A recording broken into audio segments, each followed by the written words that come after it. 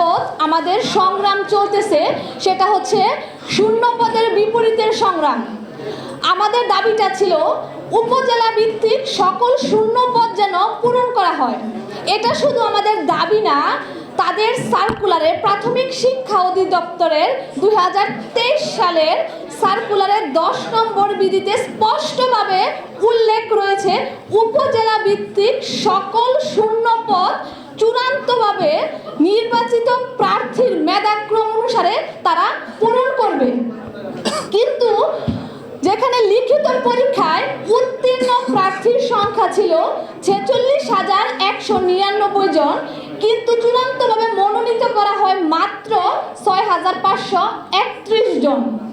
তাহলে যেখানে সরকারি চাকরির পরীক্ষায় প্রতি 3 জন বা 4 জনে একজনকে নিয়োগ করা হয়, তাহলে প্রাথমিকে আমাদের তৃতীয় ধাপে কেন প্রতি 7 জনে একজনকে নিয়োগ করা হয়েছে? এছাড়াও উপজেলা ভিত্তিক এবং জেলা ভিত্তিক কোথাও প্রতি 14 জনে একজন, 15 জনে একজন এবং 8 জনে একজন নিয়োগ করা হয়েছে।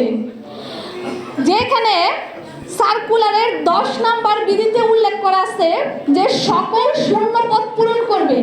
আমরা অধিদপ্তর এবং প্রাথমিক শিক্ষা অফিস উপজেলা ভিত্তিক এখানে খোঁজ নিয়ে জানতে পারছি যে আমাদের 40% শূন্য পদ তারা পূরণ করছে, এখনো আমাদের 60% শূন্য পদ বাকি আছে।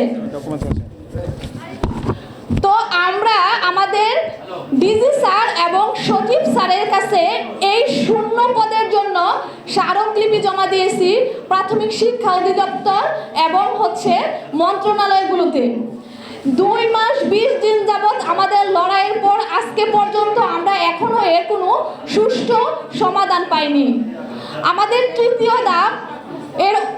তৃতীয় ধাপের যেই সার্কুলার থেকে শুরু করে আজকে পর্যন্ত প্রায় 2 বছর অতিবাহিত হয়ে গেছে, সেখানে অনেক ভাই বোনের বয়স চলে গেছে, তারা আর পরবর্তীতে কোনো সার্কুলার পাবে না এবং আবেদন করতে পারবে না। জনপ্রশাসন মন্ত্রণালয় থেকে গত 2 ডিসেম্বর 2024 সালে একটা নির্দেশনা দেওয়া হয়েছে, যেখানে বলা হয়েছে সকল চাকরির ক্ষেত্রে তাদের সকল শূন্য পদ পূরণ করার জন্য। কিন্তু প্রাথমিক শিক্ষা অধিদপ্তরের ক্ষেত্রেও তো সেটা প্রযোজ্য ছিল। তারা 6,531 জনের একটা বৈষম্যমূলক ফলাফল প্রকাশ করার পরে তৃতীয় ধাপের যেখানে একটা পক্ষ এখন আদালতে আছে এবং আরেকটা পক্ষ এখন রাজপথ আছে, এছাড়াও এই শূন্য পদ এবং 3.1 অনুপাত, তারপরে 93% মেধার জন্য রিট করা হয়েছে এবং সেইগুলো এখনো চলমান আছে। সকল কার্যক্রম রেখে আমাদের প্রাথমিক শিক্ষা অধিদপ্তর তারা পরবর্তী সার্কুলারের জন্য শূন্য পদগুলা সংরক্ষিত রেখেছে, যেখানে আমাদের এখানে পর্যাপ্ত মেধাবী ভাই বোনেরা আছে।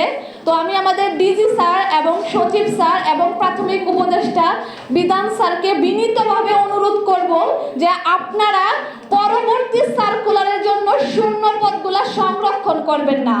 এখানে তৃতীয় ধাপে যারা আমরা সুবিধা বঞ্চিত রেজাল্ট প্রত্যাশী আছি, তাদেরকে দিয়ে এই শূন্য পদগুলা অতি দ্রুত পূরণ করেন।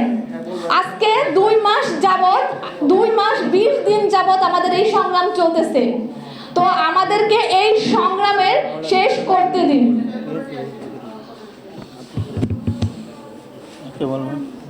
ধন্যবাদ সকলকে।